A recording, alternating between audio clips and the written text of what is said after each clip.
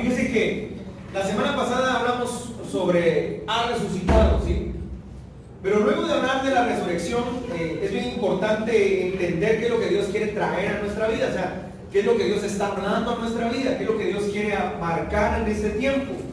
Yo creo que luego de la resurrección, nosotros muchas veces no logramos entender lo que Dios quiere trabajar en nuestra vida, lo que Dios quiere trabajar en nuestro corazón, lo que Dios está trabajando en nuestro ser.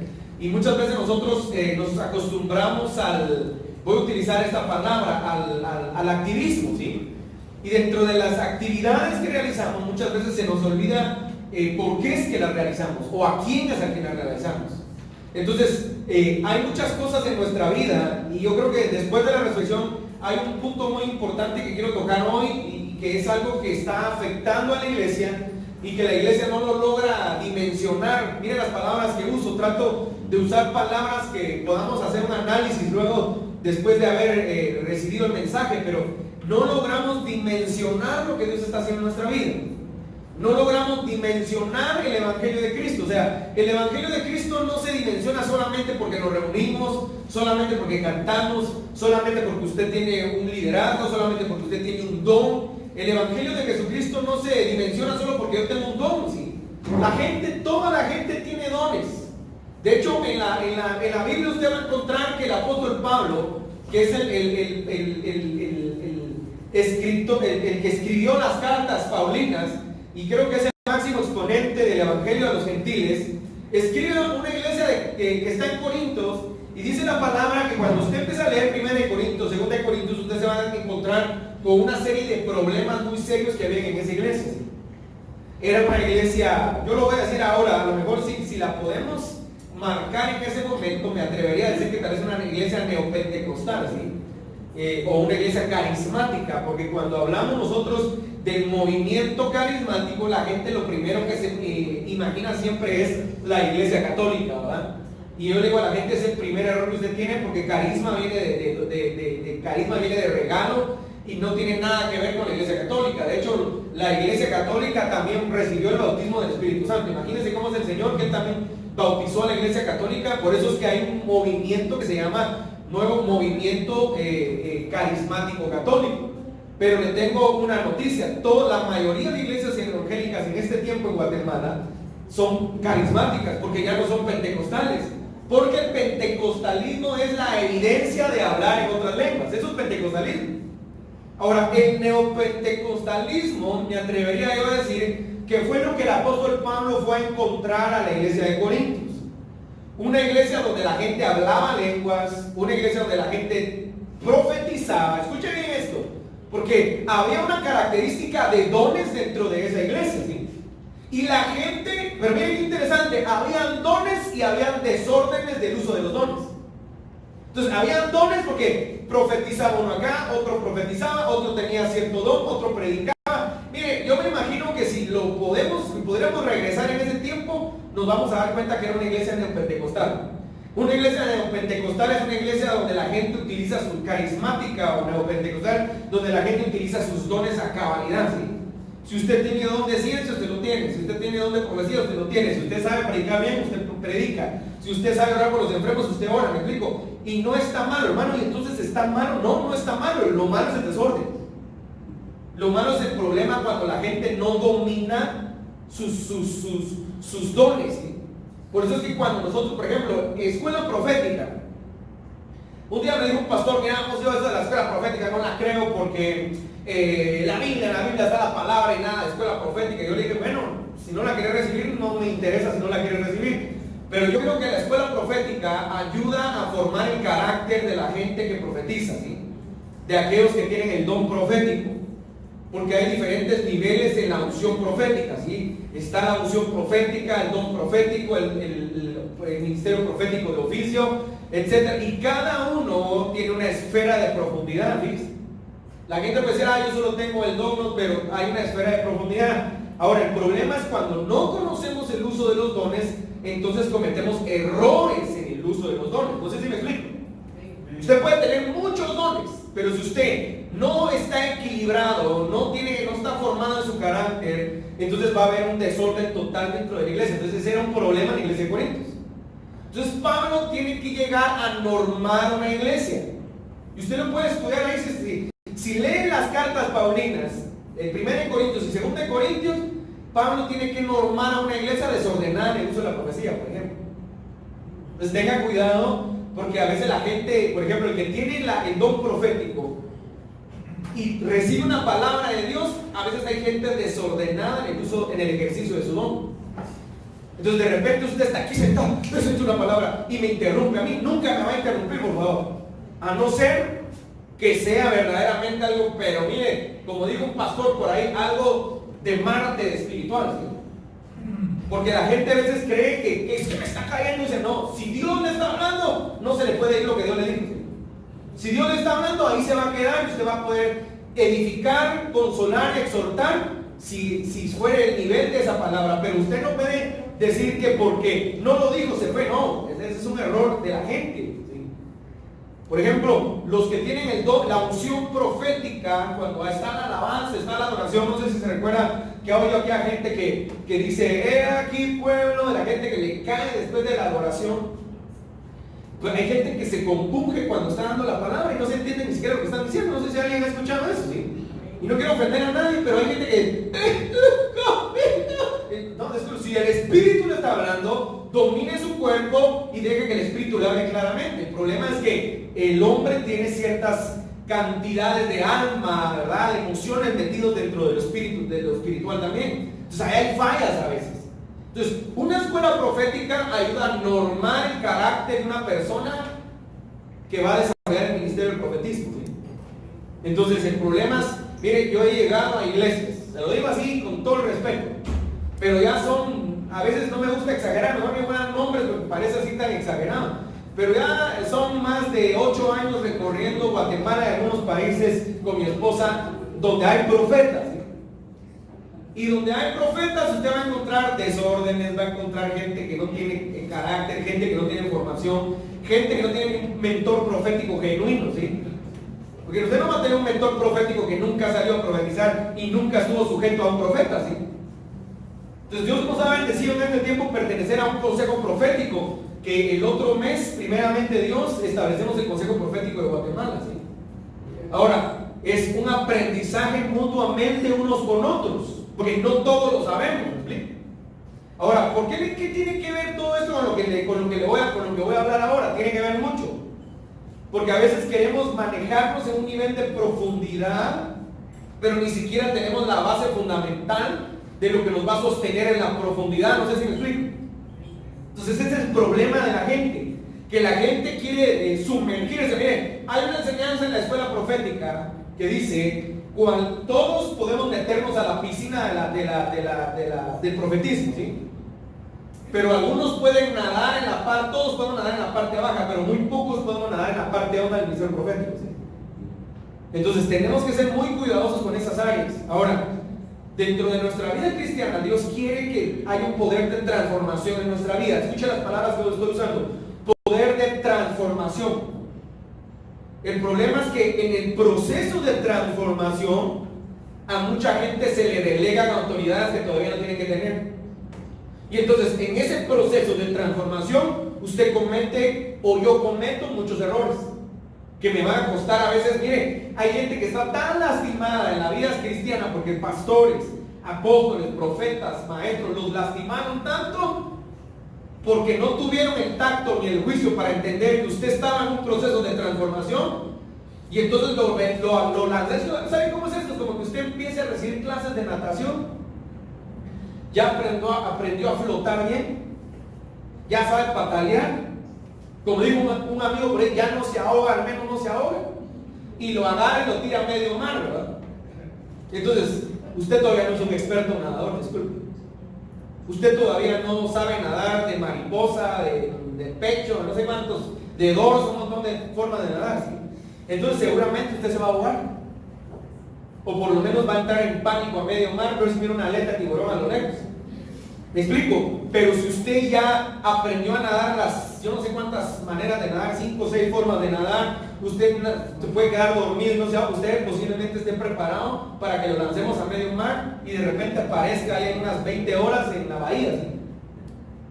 Y de cómo lo hiciste, y usted cuente una historia, es que he aprendido a nadar desde pequeño, etcétera, etcétera. Ahora, le hice esa alegoría para que entendamos cómo funciona el poder de transformación en nuestra vida. Ahora, quiero que vayamos a la palabra, a Marcos capítulo 16. Y la semana pasada hablamos sobre el poder, sobre ha resucitado, ¿sí? Y sobre el poder de la resurrección y la importancia que la resurrección conlleva en la vida del cristiano, ¿sí? Miraba yo, por ejemplo, algo bien interesante, me llamó mucho la atención, hace 2 días creo que fue. Estaba viendo yo en línea, estaban pasando le voy a llamar cruzada de la sobrenaturalidad, le llama Guillermo Maldonado a su cruzada de milagros, ¿sí? En México, en la arena de México. Pero me llamó la atención el mensaje de Guillermo Maldonado, ¿sí? Que es un mensaje que se ha anulado en estos últimos años.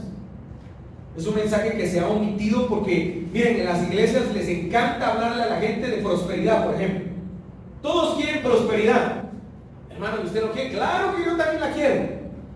El problema es que hay elementos para prosperar. El problema es que hay pasos para prosperar. El problema es que en la palabra hay secuencias para prosperar. Eso no me gusta enseñarle. Yo mejor le quiero profetizar a usted que usted va a ser súper ultra bendecido. Y si yo le profetizo de una manera irresponsable, un día me dijo una persona, todo el mundo me profetiza que me va a bendecir el Señor, pero jamás me dicen cómo lo tengo que hacer. Entonces, el problema es que es fácil decirle, dice el Señor que te va a bendecir y te va a prosperar. Eso es bien fácil. Esta es tu mejor temporada. Eso es, como dijo mi hermano, pero eso es bien fácil declararlo, ¿sí? El problema es, oiga esto, ni siquiera cómo lo voy a profetizar. El problema es procesar cómo voy a entrar a mi mejor temporada. No sé si me explico. Ese es el problema. Porque muchos de los que estamos acá se nos han dado palabras proféticas estrambóticas, ¿sí? Y la gente le encanta cuando la palabra profética viene. Obviamente que no le va a gustar. Dice el Señor que te va a desatar esta semana una provisión sobrenatural. Lo que no recibiste en 20 años lo recibirás en mayo. Wow, ¿quién no quiere esa palabra? Yo mismo ahorita salgo corriendo y se la arrebato a usted, ¿verdad? El problema es que a lo mejor sí Dios quiere que entres en esa temporada, pero el problema es que tú no estás transformado ni estás entendiendo cómo poder procesar esa palabra. ¿Me explico? Por experiencia profética, del 100% que la gente, que Dios le da una palabra a una persona, la gente entiende un 2%. Iba a decir 20, pero iba a exagerar. Porque a veces Dios le habla a una persona y le da una palabra y la gente la entiende de cabeza, ¿sí? Le voy a poner un ejemplo tan práctico. Miren, dice el Señor que viene un cambio para tu vida en este tiempo, lo que le has estado pidiendo. Y usted mañana va a renunciar al trabajo. ¿Cuándo le dijo Dios que renunciara al trabajo? Es que Dios me dijo, sí, pero Dios no le dijo que renunciara mañana. Entonces esa es una falla que hay en la gente, ¿sí? Es una falla. Bueno, digamos, si usted está con su esposa, mire, ya le podría contar tantos testimonios con mi esposa que hemos vivido. Desde parejas, muchachas que se separaron y que ahora una muchacha por ahí enamorada de un pastor, ¿sí? Entonces, aquí le quiero, pero justificando algunas palabras que Dios le había dicho. Dios no le dijo nunca que dejara al esposo. Entonces, es lo que la gente no entiende. Entonces, el problema es en dónde está tu proceso de transformación. Ahora, Jesucristo resucita. Entonces, ¿por qué te hablaba de Guillermo Maldonado? Bendigo al apóstol Guillermo Maldonado. No es santo de mi devoción, digo alguien por ahí, lo bendigo, pero no lo veo, no es que me caiga mal ni hable mal de él, no lo veo mucho, entonces, pero creo que es un hombre de Dios y que le cree a Dios a su manera, ¿sí? Pero lo que me impresionó en su mensaje es que su mensaje para milagros y sanidades era el mensaje de la resurrección. Y es algo que hemos omitido por años. Yo dije en mi mente, qué de interesante está su mensaje más que el de muchos otros que he escuchado. Porque cuando usted quiere hacer milagros y señales, usted se pone a aplicar cualquier bobada para que la gente se emocione, ¿sí? Pero el mensaje más importante es el mensaje de la cruz. Porque el milagro más grande sobre la tierra no es que tú sales de SIDA, de cáncer. El milagro más grande es el milagro de la salvación. Entonces, entender esa palabra, entender eso nos va a dimensionar. Entonces, escuchen las palabras, porque esa es otra palabra muy utilizada, muy quemada, así ni siquiera la entienden. Dimensionar, ¿sí? Mire, está de moda ahorita Avengers Endgame, ¿sí? Sorprendido que se vendieron todas las entradas para el día de ayer, y nosotros cachamos entrada para dentro de unas horas, así que no me vayan a molestar nadie a las 7 de la noche porque tengo que ir a ver Avengers Endgame. Pero le voy a decir una cosa, esas películas están teniendo una información, escuchen lo que le voy a decir, que algunos van a decir, hermano, ya se chanfleó. Están teniendo un montón de información profética, como usted no tiene idea, que otro día vamos a hablar un poco de eso, ¿sí? Entonces, a mí me preocupa que Hollywood, y que no todo es Hollywood, a veces hay mucha gente que investiga e indaga muchas cosas, tiene tanta información y lo está plasmando en una película, y están haciendo millones y millones de dólares, y nosotros los cristianos tenemos falta de fe y falta de creerle a Dios. Ahorita se lo voy a mostrar, porque es fácil hablarlo, pero vámonos a la palabra si quiere de una vez. Miren, Marcos capítulo 16, verso 9. Mira, pues, acá se complica un poco la cosa, porque nosotros, lo voy a decir de esta manera tan cuidadosa, nosotros a lo mejor, algunos decía el apóstol Pablo, que él hablaba lenguas más que todos, decía Pablo, ¿sí? No me voy a gloriar, decía Pablo, pero yo hablo lenguas más que todos. Y fui llevado hasta el tercer cielo. Se recuerda que el apóstol Pablo en Corintios dice: y conozco a un hombre en Cristo que hace 14 años en el cuerpo, fuera del cuerpo no lo sé, Dios lo sabe, que hace 14 años fue arrebatado y fue llevado al paraíso y oyó palabras inefables. Repita conmigo: inefables. ¿Saben qué significa inefable? Inefable es lo que el hombre no puede entender. Nuestro entendimiento no se abre porque nuestro conocimiento o el conocimiento de Dios es despreciado en nuestro ser. No, pero si yo soy cristiano hace 20, 30 años, sirvo al Señor. Sí, pero el problema muchas veces es que le servimos, pero dejamos de capacitarnos, o dejamos de intimar en Él, o dejamos de caminar con Él. Miren, la gente, yo les voy a decir una cosa, la gente es activista. Y si Dios le dio dones, va a usar sus dones. Los va a usar. Pero a veces va a tener que desintoxicarse de lo que aprendió, o desaprender lo malo que aprendió, o desaprender lo que supuestamente usted cree que aprendió. Hace algunos años, escuche esto. Se lo voy a decir así, me gusta hacer esto, fíjese, porque eso se confronta a algunas personas que oyen esto. Hace algunos años con mi esposa nos graduamos del seminario teológico.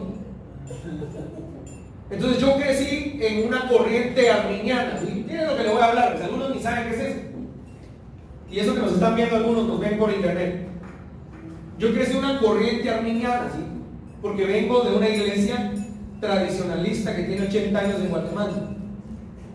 Mi alma mater, le digo yo, y Dios me ha permitido estar en algunos de los aniversarios de la iglesia de mi misión, ¿sí? Que no he cambiado mucho de la doctrina de la iglesia, que es donde crecí. Pero luego, en el pasar, uno empieza a crecer y uno empieza a experimentar cosas nuevas. El Señor nos mueve a otro lugar y empezamos a crecer en una corriente, escuche esto, una corriente alegórica mística, ¿sí? Donde todo hay que sacarle revelación de las 7 aves, las 7 no sé qué, y todo, porque la iglesia donde estábamos tenía una cobertura en la iglesia así. Pero al final, yo con mi esposa nos vamos a inscribir, nos metemos al seminario teológico. No voy a dar el nombre de la iglesia porque es una iglesia muy reconocida en Guatemala, pero tiene corriente calvinista, ¿sí? Entonces ahí ya tengo un chirmolio de arminiano, alegórico, místico y calvinista, ¿sí? Aunque nunca he cambiado mi corriente. Lo que sí era un peleonero en el seminario, porque agarrarte con un calvinista si la salvación no se pierde, eso es interesante por horas, ¿sí? Entonces yo era de esos así alborotadores ahí con los licenciados, ¿sí? Licenciado. Entonces lo que yo quiero decir es, nos graduamos, pues, salimos con mi esposa, nos graduamos, yo fui el abanderado. Ella me hacía las tareas, pero yo fui el abanderado, entonces, así que ella, la abanderada era ella realmente, ¿sí? Entonces, ahora miren qué interesante es. Entonces yo salgo y estoy listo, ¿verdad? Así como puro soldado con galones, así como que dice listo para Y me dice el Señor, un día que el Señor me llama, nos llama con mi esposa y me dice: Señor, ahora vas a desaprender todo lo que has aprendido. Y me rompe la cabeza el Señor, porque Señor, pues estoy listo. Como dijo aquel Eugenio Derbez: pregúnteme lo que quiera de teología. Y Dios me dice: vas a desaprender lo que has aprendido. Porque tenía un chirmón. Y yo le voy a decir una cosa, y no quiero ofender a nadie, pero yo veo iglesias, miren, ahora que está en Facebook, a veces uno ni tiene ganas de chutear, decimos en Guatemala, o de husmear, de fisgonear. Pero como estamos sentados, estoy sentado estudiando la palabra y me avisa, por ejemplo, iglesia, casa de Dios está ahorita en transmisión, el apóstol no sé qué está. Entonces uno a veces de repente tengo pereza y digo: voy a descansar, no voy a chutear. Entonces me doy cuenta de algunas iglesias que es una mezcolanza de doctrinas, ¿sí? Ni siquiera los pastores, les aseguro que ni siquiera los pastores saben definir qué corriente doctrinal tienen. La mayoría no lo sabe. La mayoría ni siquiera sabe, conoce la historia de la iglesia, ¿sí? Entonces, los movimientos que han existido durante los últimos 60 años en el mundo, ni siquiera lo sabe la gente. ¿Cómo lo sé? Que ya existió un movimiento carismático hace años, cómo se levantó el movimiento apostólico, cómo se levantó el movimiento profético, el movimiento de la lluvia tardía. La gente no sabe nada de eso, ni le interesa saber, pero es importante saber. Entonces, abro el Facebook y me doy cuenta, pastores que, de verdad, no voy a decir nombres, aunque el apóstol Sergio Enríquez, él sí dice nombres, ustedes no me interesa, iglesias que tienen la fusión de casa de Dios con Ebenezer. Entonces no sabe uno, y te das cuenta que su manera de doctrina está una mezcolanza, ni siquiera definen parámetros específicos de su doctrina. Ahora, ¿por qué pasa esto? Porque muchas veces nosotros nos gustó activar tanto, pero no logramos aprender nada. Y lo más importante es aprender y luego poder activar, porque si tenemos un buen fundamento, un fundamento sólido, vamos a poder desarrollar lo que Dios quiere hacer. Si no tenemos un fundamento sólido, no vamos a poder alcanzar lo que Dios quiere hacer. ¿Me explico? Amén. Me encanta oír a David Ormachea, por ejemplo. El pastor David Ormachea dice: podemos tener buen anhelo, pero mal fundamento. ¿Sí? Entonces ese es un problema que mucha gente tiene. Usted puede tener buen anhelo, pasión, pero un mal fundamento, ¿sí? O sea, y buenas intenciones. Pero no, las buenas intenciones, el buen anhelo, la pasión, no nos van a funcionar de mucho si nuestro fundamento no es correcto. Entonces Jesús forma a 12 hombres. Y estos 12 hombres caminan con él aproximadamente, algunos teólogos creen que 3 años y medio, ¿verdad? Pero yo le digo a la gente: son los apóstoles del Cordero, ¿no? Son los apóstoles de los discípulos del pastor Juanito, el pastor Pablo, no, son los apóstoles del Cordero, ¿sí? Que vieron milagros, señales y prodigios, que vieron cosas sobrenaturales suceder, que vieron paralíticos levantarse, que vieron ciegos ver, sordos oír.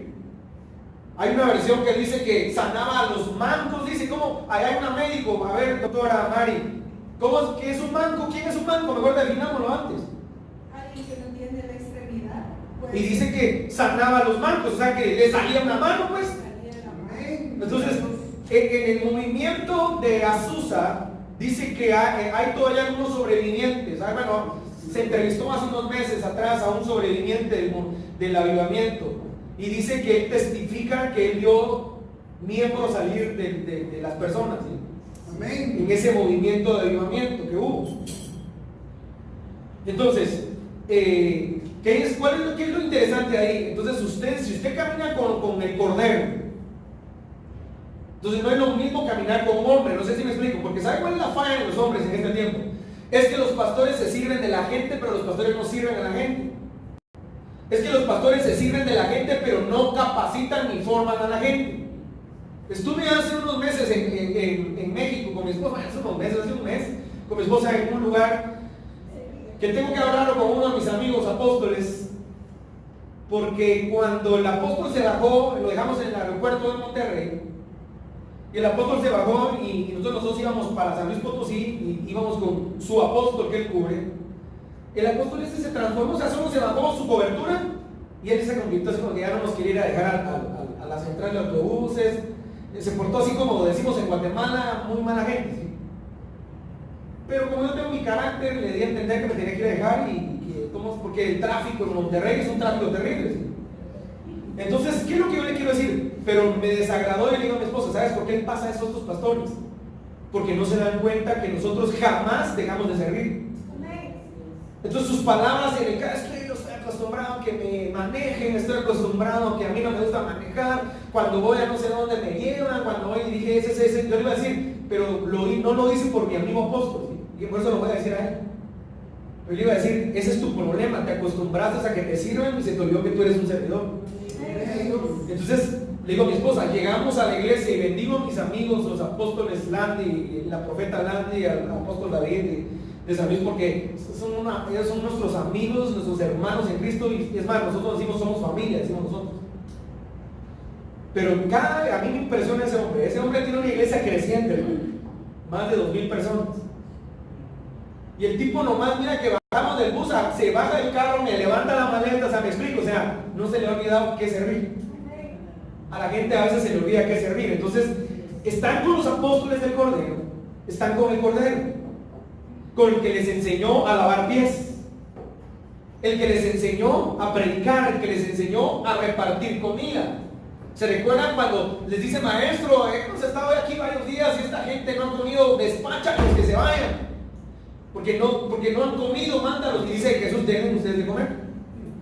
Entonces Jesús enseñó, escuche, enseñó el hacer, enseñándoles primero a descubrir su ser. Eso es una característica de Jesús. Porque tú no puedes hacer si tú no descubres quién tú eres. Porque entonces no va a tener sentido por qué lo estamos haciendo. Si tú lo haces para que la gente te vea, si tú lo haces para que la gente, los lugares de mayor posición, mire, es interesante cómo a la gente le encantan las mayores posiciones. Y la gente dice, hermano, y a usted no le gusta que verdaderamente lo sienten hasta nada. No me da igual, hermano, porque mi identidad no tiene nada que ver con la posición. Pero el problema de mucha gente es que si no te dan el título, si tú eres pastor y te pongo un cafete de líder, no, yo no soy líder. Eso a mí me interesa si soy líder. A veces más, cuando a veces me invitan, hermanos, aquí está el pastor, pero qué rayado, y hoy no profetizo. Pero también te compromete, bueno, hermano, hoy tenemos profeta de Dios. La dije, este ya me fregó porque quiere que viniste. Entonces, para mí me es indiferente, para mí mejor si no me presenta como un rango mayor. ¿Por qué? Porque hay un compromiso en lo que te presenta, hay un compromiso en lo que tú llevas. Entonces, ahora los apóstoles del Cordero están con Jesús. Y ahora miren lo que sucede, pues. Jesús muere, Jesús se cumple la palabra y dice, ahora Marcos capítulo 16, verso 9, habiendo pues resucitado Jesús por la mañana, el primer día de la semana apareció primeramente a María Magdalena, de quien había echado ¿qué? Miren qué interesante, pues pónganle, acá empieza un curso de demonología si quiere usted, ¿sí? Porque podemos estudiar acá muchas cosas. Está interesante este pasaje. Fíjese que hay algo muy interesante que yo me doy cuenta a veces cuando entrevistan a gente, por ejemplo a gente homosexual, y que invitan a un pastor, invitan a un homosexual, invitan a alguien que defiende la identidad de género. Entonces yo me doy cuenta que la gente siempre empieza un debate ahí, pero nadie nunca dice que es una entidad demoníaca la que gobierna un cuerpo, ¿sí? Entonces digo a mi esposa, ¿sabes qué? Lo que estamos necesitando en este tiempo es ministros con poder. Amén. Que cuando se sienten en un canal de televisión, en un set, y hay un tipo que sea homosexual y lo defienda, se pare y lo libere y se dé cuenta que es espiritual. Amén. Entonces Jesús tiene poder, dice la Biblia. Miren, pongan atención a esto. Y María Magdalena, de quien había echado 7 demonios. O sea, en el cuerpo, los demonios buscan cuerpos, porque se empoderan del poder del espíritu que usted tiene. No voy a explicar mucho eso porque eso sí conlleva mucha profundidad, ¿sí? Entonces, por eso es que un demonio busca un cuerpo. Porque miren, pues, un cuerpo, el cuerpo está formado por el alma y el espíritu. Entonces, un demonio habita dentro de un cuerpo donde existe un alma que pueda operar y pueda manipular, pero donde existe vida que es a través del espíritu para poder caminar. Entonces es algo profundo hablar de esto, ¿sí? Entonces, pero dice la palabra, entonces dice que María Magdalena Jesús le había expulsado 7 demonios. O sea, ¿se puede imaginar a alguien que tenga 7 demonios? Recuérdese que ya hay otro parámetro en la Biblia cuando llega a Gadara y dice que le expulsa una legión de demonios a un hombre. Entonces una legión se componía más o menos de ¿cuánto? 2,000, algunos en 3,000, pero póngale, dejémosle 1,000 aunque sean 1,000. Imagínate que de perdida tenga 1,000 demonios ahí metidos. Entonces, ¿qué nos está diciendo la palabra? ¿Y qué nos está diciendo Jesús acá? Nos está indicando la capacidad, o que el mundo espiritual, o lo voy a decir de esta manera, el mundo es más espiritual de lo que usted y yo creemos. Así es. Porque la gente no cree, pero yo les voy a decir una cosa, hay gente que está oprimida por demonios. La opresión no quiere decir que el demonio esté dentro de usted. Se lo voy a poner así bien fácil de explicar. La opresión es que el demonio esté cerca de usted, pero no dentro de usted. Entonces, por eso que hay gente que dice, es que siento como un miedo. Sí, porque alguien lo está oprimiendo. Entonces, pero hoy no vamos a hablar de demonios. Otro día vamos a hablar de demonios. Debemos de hablar mucho de eso. El mundo espiritual es muy profundo, ¿sí? Entonces dice la Biblia que María Magdalena le habían echado 7 demonios. Así que si usted por ahí se siente, no se siente muy bien, oremos para que salgan los demonios que puedan haber. Norman Parish, el apóstol Norman Parish, liberaba sentadito, ¿sí? Sentadito hasta así, porque ya estaba allá en Egipto. Y yo lo vi echar demonios, pero así, de iglesias grandes, ¿no? Sentado, sin gritar. Porque no tiene nada que ver gritar, uno a veces quiere gritar. Y ese es el grito, no tiene nada que ver en la autoridad que usted tenga. Yo vi echar fuera demonios y cómo la gente empezó a ser libre. Decía, ahora se van a ir los demonios, decía. Y así se empezaron a ir. Entonces, ¿qué es lo interesante de esto? Dice que María Magdalena, ahora, yo quiero hacer un paréntesis rápido. María Magdalena dice la Biblia que la Biblia no habla mucho de ella. Algunas personas mienten dando información incorrecta diciendo que María Magdalena era una prostituta y una ramera. María Magdalena no era una prostituta ni era una ramera. María Magdalena era de Magdala, que era una región que pertenecía, que era una región de pesca. Entonces se cree que María Magdalena sí era una mujer muy rica, ¿sí? O tenía dinero, pues. Pero María Magdalena, y no sabemos cuál era el problema de María Magdalena, pero lo que sí sabemos es que tenía 7 demonios, y sí sabemos que Jesús se los echó fuera, ¿sí? Entonces dice, yendo ella le hizo saber a los que habían estado con él. Ahora repita conmigo, habían estado con él. Los que habían estado con él eran sus discípulos. Entonces, ojo, porque aquí me voy a centrar y voy a ir avanzando. Ahí te encargo, Samuelito, un ratito que me acompañes. Los que habían estado con él, que estaban tristes. ¿Cómo estaban tristes? Y llorando. Otra vez, que estaban tristes y llorando. Ellos cuando oyeron que vivía y que había sido visto por ella, no le creyeron. Repita conmigo, no le creyeron. Otra vez, pues, se lo vuelvo a leer porque es importante lo que quiero marcarles esta mañana. 10. Yendo ella, lo hizo saber a los que habían estado con él. Otra vez, desde nuevo, perdón. Habiendo pues resucitado Jesús por la mañana, el primer día de la semana, apareció primeramente a María Magdalena, de quien había echado. ¿Qué tenía María Magdalena que Jesús se le apareció? ¿Qué vio Jesús en ella para que se le apareciera a ella? Y entonces dice, yendo ella lo hizo saber a los que habían estado con él, que estaban tristes y llorando. Entonces, ojo pues, porque aquí vamos a empezar a centrar en esto. Ellos, cuando oyeron que vivía y que había sido visto por ella, no le creyeron. Ahora, ¿de qué le sirve usted estar llorando? ¿De qué le sirve usted estar llorando? ¿De qué le sirve usted estar triste? ¿De qué le sirve usted estar preocupado? ¿De qué le sirve usted estar afanado? Si usted no está creyendo en el que lo constituyó, en el que dio una palabra a su vida. La gente, la tristeza, los problemas, el temor no mueve a Dios jamás en nada, ¿sí? Nuestra necesidad no mueve a Dios. Que la gente cree que estoy aquí, en plano no se te va a aparecer, es más, te vas a morir si no activas tu fe. Pero si activas tu fe, se levanta tu fe y comienzas a decir, Señor, el Señor va a hacer algo, ¿verdad? Entonces ahí sí Dios va a comenzar a hacer algo en tu vida. De lo contrario, no va a hacer absolutamente nada Dios estar llorando, estar triste, estar, no sé, preocupado. Jesús lo dijo en Mateo 6, ¿se recuerda? Cuando dijo, ¿quién que se afane, por más que se afane, le agregue un codo a su estatura? Nadie. Entonces dice que no le creyeron. Continuamos en el 12. Pero después apareció en otra forma a dos de ellos. Qué interesante. Ahora con un cuerpo glorificado, Jesús puede hacer muchas cosas. Traspasa paredes, aparece y desaparece. Dame tu mano. Pero se puede tocar. Esto es algo interesante que tenemos que entender. Con cuerpo glorificado hay cualidades o características del cuerpo de Jesús. Dice, pero después apareció en otra forma a dos de ellos que iban de camino. Yendo al campo, ellos fueron y hicieron saber a los otros. Y ni aún a ellos le creyeron, creyeron, ni aún a ellos creyeron. Ok, entonces se da cuenta que hay dos apariciones y no creen. Repita conmigo, no creen. No creen.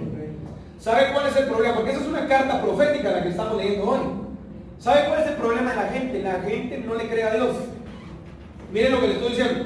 Usted tiene ciertas convicciones de su, voy a utilizar esto, de su espiritualidad en la religión que usted profesa, pero que usted le crea a Dios es un poco complicado. No voy a hablar como fariseo, me voy a integrar. Que le creamos a Dios es un poco complicado. Sí. Entonces, finalmente, o sea, como quien dice, bueno, voy a hacer una prueba para ver qué pasa con estos cuatro.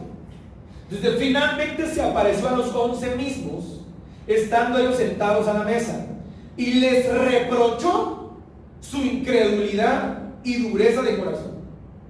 Entonces, el mensaje esta mañana es: Jesucristo resucitó, pero nuestra incredulidad y nuestra dureza están limitando el operar de Dios en nuestra vida. La iglesia no va a lograr ser desarrollada hasta que nuestra incredulidad y nuestra dureza sea echados a un lado. Ojo con esto, porque fíjense que yo conozco pastores que tienen la pasión por los milagros. Y a veces yo tengo amigos, yo lo he hablado un par de veces, que me dicen, amigos pastores, que me dicen: pastor, cuente los milagros que Dios ha hecho a través de usted, hombre. Y a mí no me gusta contar nada de eso, no me gusta como echarle salsa con eso, ¿sí? Porque eso a veces atrae gente. Entonces, hay testimonios verídicos de gente que ha sanado de cáncer, de sida y de enfermedades que ni siquiera puedo pronunciar, porque hemos ido a orar con mi esposa, ¿sí? Y Dios me lo ha dicho varias veces, pero no me gusta ejercerlo. Hermano, entonces usted está mal, no sé. Ya le pido perdón a Dios muchas veces, se lo va a seguir pidiendo. Ahora, el problema es que hay pastores que anhelan ese don y no lo tienen. Y aunque hablen de milagros, no pasan los milagros que usted necesita ver, ¿me explico? Porque en el sinergismo de la fe pasan varios efectos interesantes de saber. Hace muchos años estábamos nosotros en una iglesia donde trabajamos por mucho tiempo, y estaba un hermano que tenía un cáncer terminal, ¿sí?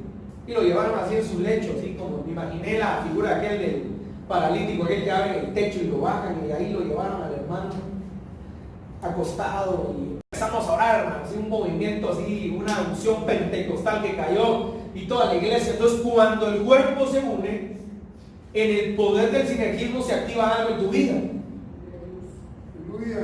que no necesariamente es sanidad. Entonces, en la emotividad, en la emoción, en el clamor, se paró el hermano y empezó a caminar. Mira, hermano, usted verá, hacer una locura. Se lo sanó. No había sanado. ¿Sabe qué pasó?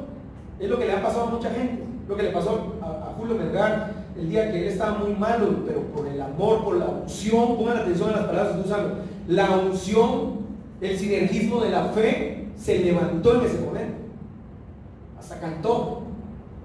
Entonces ese hermano se paró y la gente, de verdad, hermano, todos dijimos: este cuate hace esa norma. El primer milagro que existían los teléfonos, así lo grabamos. Así como ahora, pues los teléfonos, estoy hablando hace como 10 años pasó esto. Pero el primer milagro fidedigno delante de nuestros ojos, ¿sabe qué? A los 3, como a la semana se murió. pero fue la emotividad, la emoción, ¿sí? Entonces, pero a la iglesia le faltan muchas cosas. Entonces, mire esto, pues, a esto quiero llegar. Entonces, ¿por qué Jesús les reprocha su incredulidad y les reprocha la dureza de su corazón? O sea, la incredulidad es un problema que los discípulos, que batalló con los discípulos por mucho tiempo, hasta que Jesús asciende. Porque Jesús, mire, otra vez, finalmente se apareció a los 11 mismos, estando ellos sentados a la mesa, y les reprochó su incredulidad y dureza de corazón, porque no habían creído a los que le habían visto resucitado. Y les dijo, paremos ahí. Hay otra versión, no la voy a leer, vení Samuel acá al frente, acompañando. Hay otra versión que dice que Jesús les habla y les dice, se recuerdan que yo les había dicho. Entonces, cuando Dios da una palabra en nuestra vida, tenemos que pedirle al Señor poder creer esa palabra. Entonces, la incredulidad y la dureza de nuestro corazón es lo que impide en este tiempo a las iglesias, oiga, estoy hablando de las iglesias, me estoy incluyendo, poder operar como Jesús declaró ahora. Miren, y les dijo Jesús, ir por todo el mundo y predicar el evangelio a toda criatura. Yo le hablo a Marcos, le digo la comisión extendida, llamo yo. Y predicar el evangelio a toda criatura, el que creyere, repita conmigo, el que creyere. Si tú no crees primero, menos va a creer otro que está por ahí. Si tú no crees primero a quien tú predicas, tampoco te va a creer al que quieres tú que te escuche. Porque la primera convicción en nuestra vida es la convicción que está dentro de nosotros. Y cuando hay convicciones en nosotros, entonces el Espíritu Santo puede operar en nuestra vida, verdaderamente. Pero hay una característica en el Espíritu Santo, y eso es lo complicado, ahí es donde se complica la cosa. Como el Espíritu Santo es puro, repita conmigo, el Espíritu Santo es puro. Oiga lo que le voy a decir, repítalo conmigo, el Espíritu Santo es santo. En el Espíritu Santo no hay orgullo. Entonces, ¿sabe cuál es la falla de los ministros? Dios, tú quieres, anhelas que Dios te use, pero hay orgullo en ti. Por eso es que no pasa nada. Si Dios usa a alguien que es orgulloso, ¿cómo crees que se va a sentir cuando el primer paralítico se levanta? Si Dios usa a alguien, no sé, voy a exagerar, que es altivo, ¿cómo crees que se va a sentir cuando el primer paralítico se levanta? No te va a decir paralítico. Cuando el primer enfermo de cáncer terminal en una cama, desahuciado, en menos de 20 segundos cambia su condición y se levanta, ¿cómo crees que se va a sentir? Entonces dice, y él les dijo, ir por todo el mundo y predicar el evangelio a toda criatura. El que creyere y fuere bautizado será salvo. Es importante la salvación, es importante, un acto bien importante, es el bautismo. Pero no el bautismo que recibiste de niños, si te bautizaron por la Iglesia Católica por aspersión. Estamos hablando del bautismo por inmersión. El bautismo por inmersión es importante en nuestra vida. Porque el bautismo por inmersión es muerte y vida en Cristo Jesús. Porque el agua purifica, el agua limpia, el agua nos lava, nos limpia de todo pecado. El agua representa la palabra. Cuando Jesús murió en la cruz del Calvario, dice la palabra que cuando le clavaron la lanza en el costado, ¿qué fue lo que salió de Jesús? Ayúdenme. Agua y ¿qué? Y sangre. Sacrificio y nuevo pacto. Sacrificio y nuevo pacto.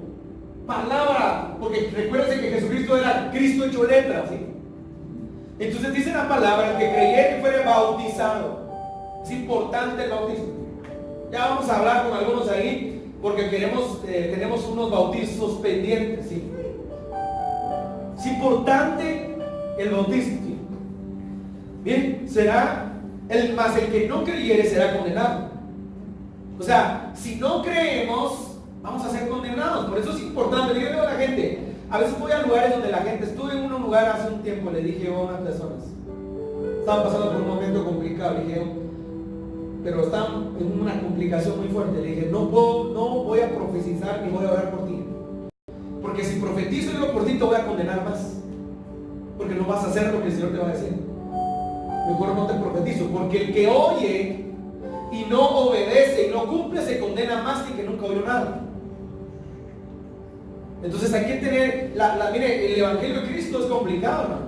Recuérdense lo que dice la Biblia. Noé, por la fe de Noé, condenó al mundo. Tú puedes condenar al mundo por tu fe. Construyó un arca, y dice la Biblia que creo que se tardó 1000 años en construirla, ¿estoy bien? O 100 años, ya se me olvidó. Creo que 1000 años, no me recuerdo. La cosa es que se tardó, no sé, póngale 100 o 1000, no me recuerdo. Pero póngale ahí por el año número 92, que ya casi estaba terminada el arca. Usted no, ¿será que no vamos a creer algo nosotros? Ese loco de verdad se echó el barco ustedes. 120. Va, imagínense. Y cuando estuvo concluido el arca, entraron los animales, condenó al mundo por su fe. Imagínense que por el año 110 por ahí, yo creo que fueron 100, no me recuerdo, pero acá póngale por el año número 99, hubiera dicho, no, mejor ya no sigo con esto, son locuras, ¿cómo se me ocurrió hacer esto? Pero imagínense, la gente, ¿qué pensaba la gente? No va a ser cierto, mejor arrepentamos. O sea, Dios le dio a la gente un tiempo muy largo para que se arrepienta. No esperes que se te vaya la vida para arrepentirte. No esperes que se te vaya la vida para cambiar.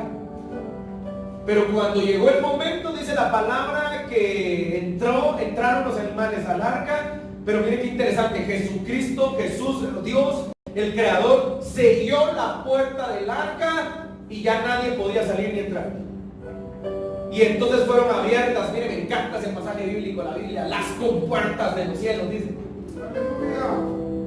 Miren, estudiar la Torá es interesante ustedes. Se dice que Dios separó las tinieblas de la oscuridad y los mares. Y hay aguas saladas y aguas dulces, ¿sí? Y eso es parte de la creación de Dios. Tiene una connotación muy importante. Otro día hablamos de eso. Entonces dice que fueron abiertas las compuertas de los cielos y empezó una lluvia, y dice que, usted ya sabe la historia, ¿sí? El arca se movió de un lugar para otro, y entonces por la fe de un hombre fue condenado el mundo. Dice, y estas señales seguirán a los que creen. Repita conmigo, creen. La comisión en Marcos está marcada por una palabra, o está repetida en una palabra muy interesante, es creer. El problema del cristiano en este tiempo es creer. Dice, miren, y les dijo, ir por todo el mundo y predicar el evangelio a toda criatura. El que creyere, otra vez, y fuere bautizado será salvo, mas el que no creyere, otra vez, será condenado. Y estas señales irán a los que creen. Miren, que es Jesús diciéndonos, el problema número uno de tu llamado, de tu ministerio, de la vida cristiana va a ser el creer. Porque cuando estamos mal, dejamos de creer. Cuando no se cumple lo que Dios dijo, dejamos de creer. Cuando nos sentimos mal, mira, ayer me sentía mal, llamé a la doctora acá, a la profeta Mari, pero también es doctora del alma y doctora del cuerpo también. Me sentía mal. Ya sé por qué me puse malo también. Él hoy le decía, ¿por qué me puse malo? ¿Sí? Ahora, ¿qué es lo que te quiero decir? Cuando nos sentimos mal, dejamos de creer. Cuando viene el afán, dejamos de creer. Te quitaron tu título de ministro, de pastor. Crees que ya no eres pastor porque te bajaron el rango de la iglesia. Estás equivocado. La función del pastor no es un título, es una función. De la gente no entiende esas cosas. La iglesia no son 4 paredes. Un día me dijo un hermano, mire, ¿por qué está haciendo iglesia? Hay un restaurante. ¿Y quién te dijo que no se puede hacer esto? ¿O dónde dice que la iglesia es un templo de tanto por tanto? La iglesia eres tú y yo. La eclesía en griego es la asamblea, llamados afuera somos nosotros. Acá solo nos congregamos porque sí es importante recibir la unción congregacional. Te voy a decir por qué. Porque cuando no nos congregamos, perdemos la sensibilidad del cuerpo. Entonces la sensibilidad del cuerpo sí es importante. Tengo amigos, por ejemplo, una noche estaba hablando con mi amigo que quiero mucho y me dijo un par de cosas, pero estaba así, yo estaba un poco light esa noche porque no quise lastimar su corazón, pero le iba a decir, tu problema de la dureza de la iglesia es porque no te congregas. Entonces cuando tú no te congregas te vuelves insensible al cuerpo, pero cuando tú te congregas tú estás sensible al cuerpo, ¿me explico? Por eso es que mucha gente que es fiel al Señor estaba triste por lo de Julito, ¿verdad? ¿Sí? porque es el cuerpo. Y alguien que edificó tanto al cuerpo nos duele hoy que no esté, ¿me explico? Pero él está en un lugar mejor, está en un lugar donde dice la palabra, ya no hay tristeza ni dolor, ¿sí? Yo le decía a mis hijos algo así, un poco, voy a hacer un paréntesis antes de concluir. Miren, qué interesante es el Señor. Allá en el paraíso, ellos están en el paraíso, no en el cielo. Son lugares intermedios.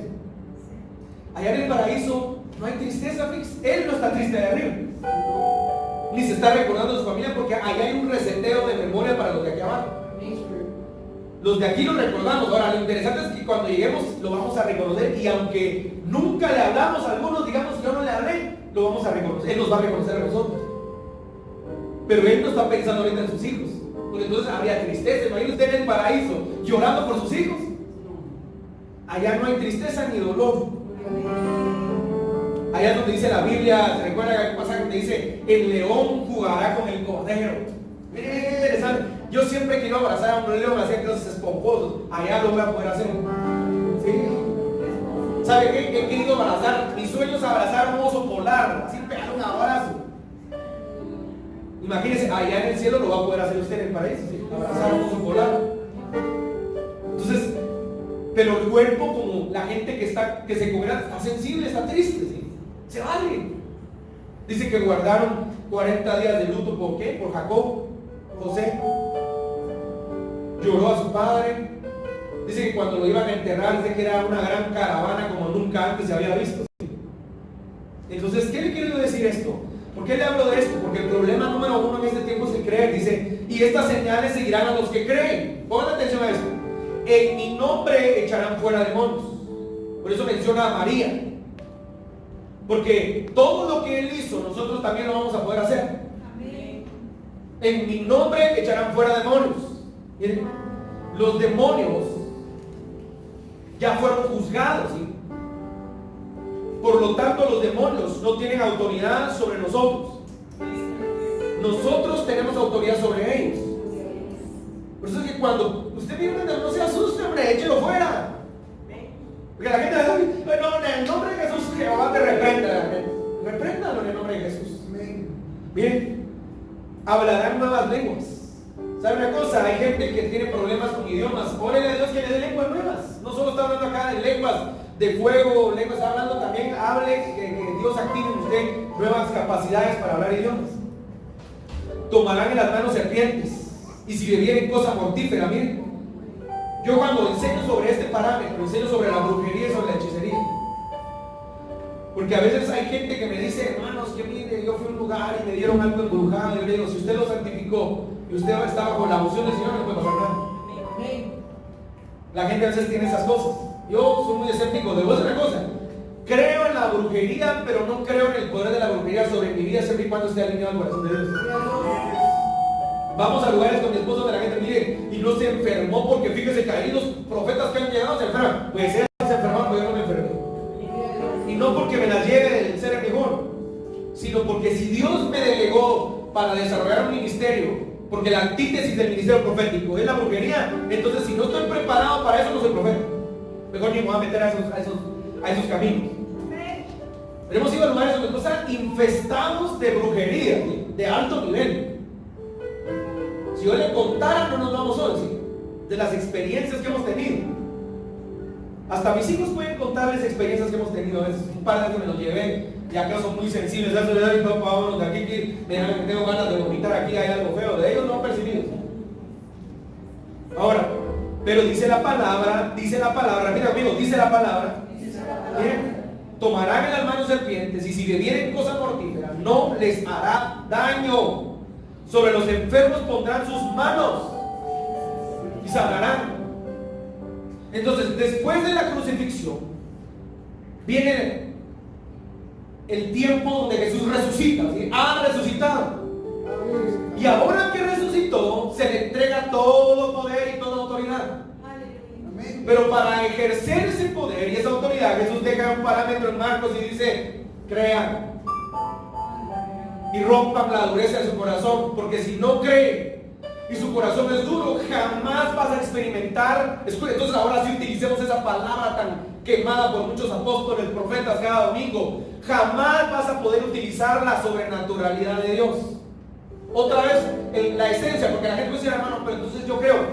Crean y rompan la dureza de su corazón. ¿Sabe cuál es el problema del hombre? Es la dureza del corazón.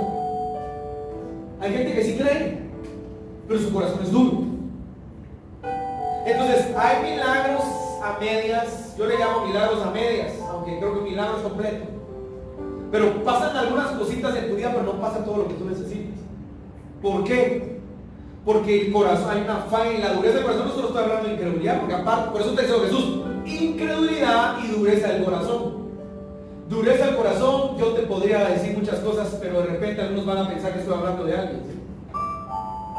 Dureza del corazón es no perdonar a tu prójimo. Dureza del corazón es no amar a tu prójimo. Dureza del corazón es no entender por qué te pasó tal cosa, para que Dios lo permitió que pasara para que crecieras, pero tú te amargaste en vez de crecer. Miren, esto lo voy a hablar, pero eso sí quiero lo sentir en el espíritu. Creo a mi esposa, mis mensajes no los hago escritos, yo los hago mentalmente, ¿sí? Empiezo a estudiar y empiezo a generar un pensamiento. Entonces le digo, estaba meditando algo muy interesante. Miren, algo que lo he mencionado varias veces. Cuando te falla un pastor, o cuando tú por años fuiste un fiel diezmador, fiel ofrendador, fiel, no sé, lo que tú quieras, dabas limosnas, dabas a los pobres, pero te falló un pastor, le dejaste de dar a Dios. ¿Qué culpa tiene Dios que el pastor te falló? Entonces el problema es que ahora que comienzas a crecer, la gente viene, le llamamos en Guatemala, decimos vienen vacunados, ¿no? Ya no quieren dar. Yo digo, ¿y qué culpa tiene Dios de lo que te hicieron? Si de verdad estabas dando con certeza y con entendimiento, no tendrías que haberte afectado porque el pastor te utilizó. Yo tengo gente, hermano, que ha dado millones. Qué bueno que te dieron un carrito, millones. Y se burlaron de ellos, los utilizaron. Eso no quiere decir que tú tienes que dejar de dar. Si al que tú le diste fue a Dios, no al pastor. Si el diezmo que tú entregas no es el diezmo del pastor, es el diezmo de Dios.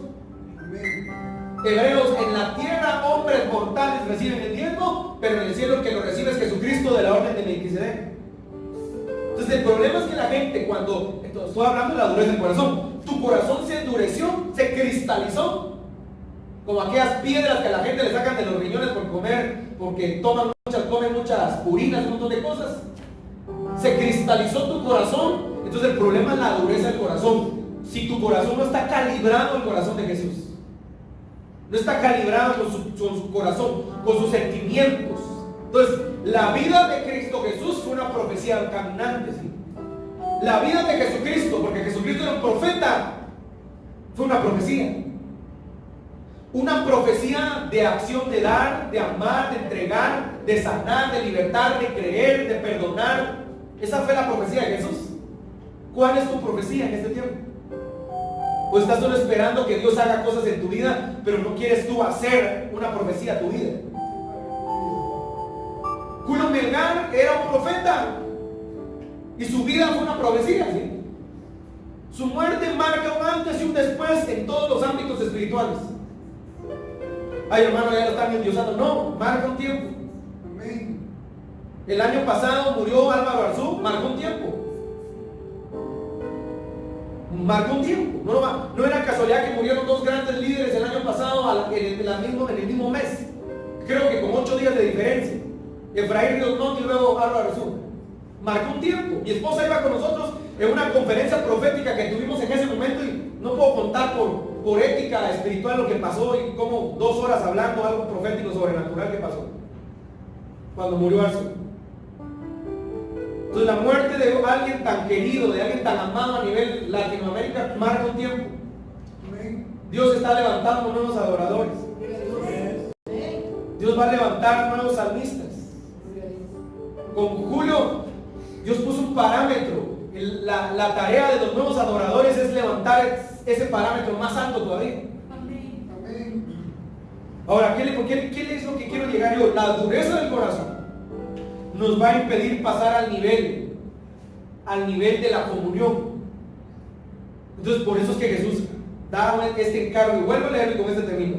El que creyere y fuere bautizado será salvo, mas el que no creyere será condenado. Y estas señales que hagan los que creen. Creyere. Eso es lo que Jesús nos está marcando, está diciendo hoy. Creyere. El problema es que tú creas. Si tú crees, se recuerda que le dijo a Marta y a María en San Juan, le dice: Marta y María, no te he dicho que si creyeres, ¿qué? Veráis la gloria de Dios. Y dice: maestro, pero ya. Y mire, eso fue un milagrazo que ni siquiera la gente le pone importancia. Biológico, físico, químico, espiritual. El tipo ya se había podrido. Entonces regeneró. Es anastasis, ¿sabe una cosa? Ese resucitamiento se le conoce como la exanastasis. Los que resucitaron antes de que Jesús resucitara, porque era una señal profética. Regeneración del cuerpo, eso pasó. Lo que estaba podrido se volvió a regenerar, retomó vida otra vez. Proféticamente, Dios puede revivir lo que está muerto, lo que ya no tiene sentido en nuestra vida. Entonces tomarán en las manos serpientes, tus manos, repite conmigo, tus obras. Aunque Satanás quiera atentar contra tus obras, si tu corazón es correcto, no te va a poder pasar nada. Yo siempre pongo aquel ejemplo de aquella caricatura vieja del Correcaminos. El coyote siempre le hacía todo lo malo y nunca le pasó nada malo al Correcaminos. Las bombas no le explotaban al Correcaminos, le explotaban al malo. Así va a ser Dios contigo, ¿sí? Porque la Biblia dice: a los que aman a Dios, ojo, a los que aman a Dios. Ahora yo le pregunto lo que Jesús le preguntó a Pedro antes de ascender: ¿me amas, Pedro? ¿Me amas, Pedro? ¿Me amas, Pedro? Y hay unas versiones teológicas, ¿verdad?, donde dice: sí te quiero, Jesús. No, te estoy preguntando si me amas. Sí te quiero, no, me amas, sí te amo. Y su cara se queda quebrantada y dice: Señor, tú lo sabes todo. Porque no es querer, es diferente a amar. Entonces la pregunta esta mañana es: ¿me amas? ¿Me amas para creer? Pero sobre todo, ¿me amas para que tu corazón sea quebrantado? Así que es el tiempo de perdonar. Que la gente no perdona. No perdona lo que te hicieron, no te perdonan al daño, no perdonan si te abandonaron. Si te dejaron, si te ultrajaron. Escucha lo que voy a decir muy fuerte: si te violaron, si abusaron de ti. Psicológicamente me he preparado para esas áreas, he ministrado gente en esas áreas, pero he aprendido algo: si no le entregas tu vida al Señor, si no dejas que el Espíritu gobierne tu vida, no sirve de nada el psicólogo, el psiquiatra, no sirve de nada todo eso. Si el Espíritu Santo, si no dejamos que Él gobierne nuestra vida, no sirve de nada todo lo que pueda venir. Porque el único que restaura vidas, el único que da vida es el Espíritu Santo. Y si bebieren cosa mortífera, no les hará daño. Sobre los enfermos pondrán sus manos y sanarán. Y miren qué precioso, concluyo el 19. Y el Señor, después que les habló, fue recibido arriba en el cielo. Jesús sí está en el cielo. Y se sentó a la diestra de Dios. Su lugar fue retomado. Miren qué impresionante. Siento la presencia de Dios ahorita, ¿sí? Vamos, Samuel. Siento la presencia de Dios, lo que te quiero decir hoy. Jesús hace una pausa en la eternidad. Se levanta de su estrado y se mete en un vientre de mujer. Pero al cumplir el propósito de su vida, al quebrar la dureza de su corazón, al quebrar todo lo que su naturaleza humana tenía, porque esa es la falla de la naturaleza humana, del primer Adán. Dice la Biblia, miren: y el Señor, después que les habló, fue recibido arriba en el cielo y se sentó a la diestra. Volvió a sentarse donde era su lugar. No sé si está entendiendo usted esta mañana. El que era poderoso, el Olam, el eterno,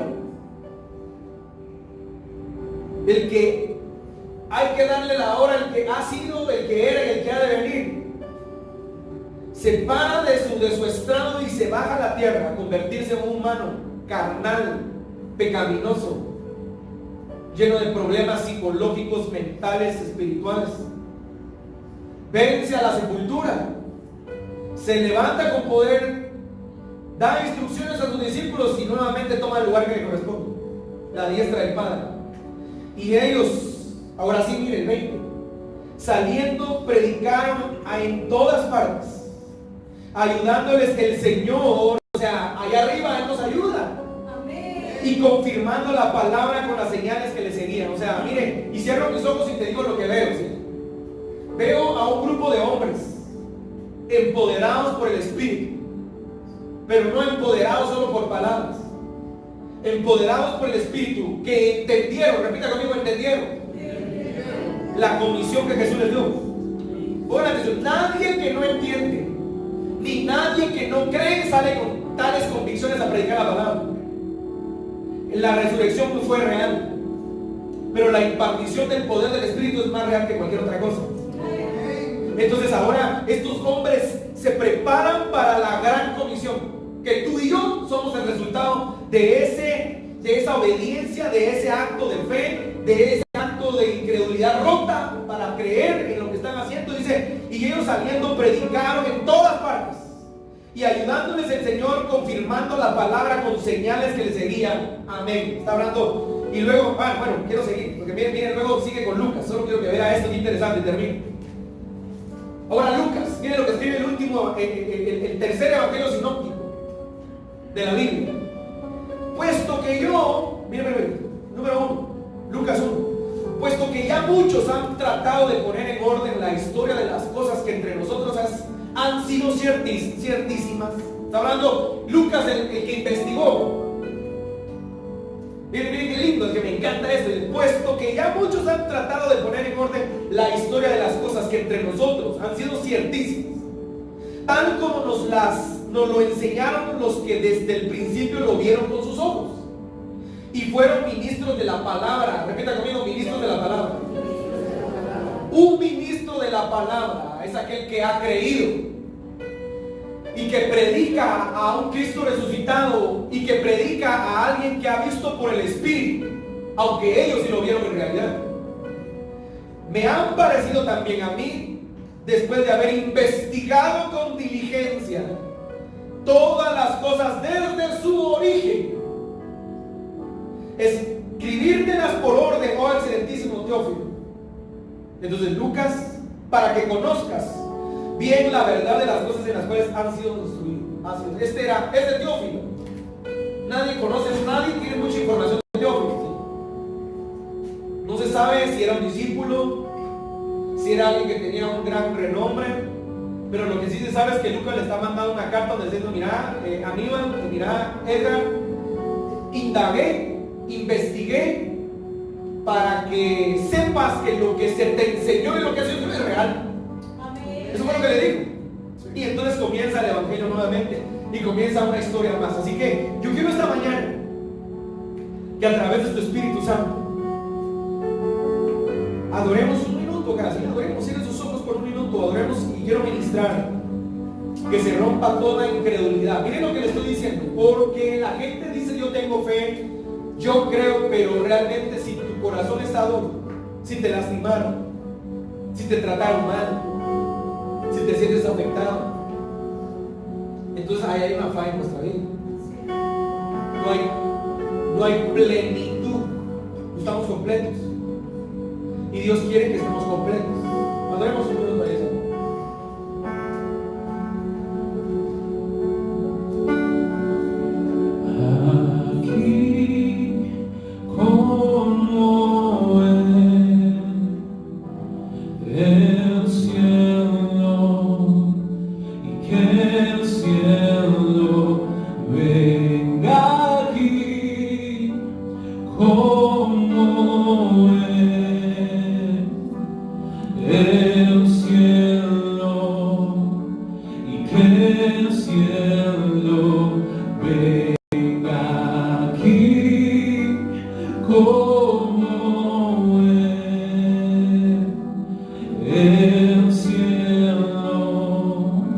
Y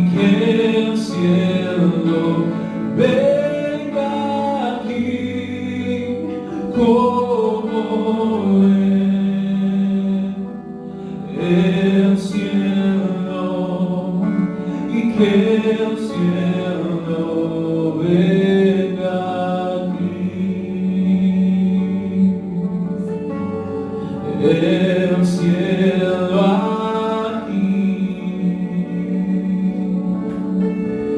el cielo aquí, el cielo aquí.